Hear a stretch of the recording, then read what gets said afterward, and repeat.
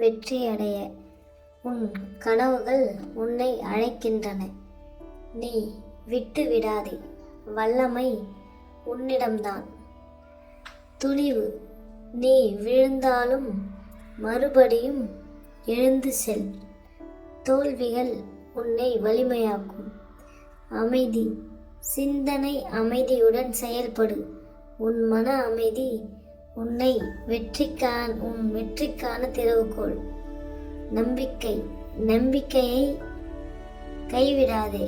இடையூறுகள் உன்னையும் முன்னேற்றத்தையும் தடுக்க முடியாது.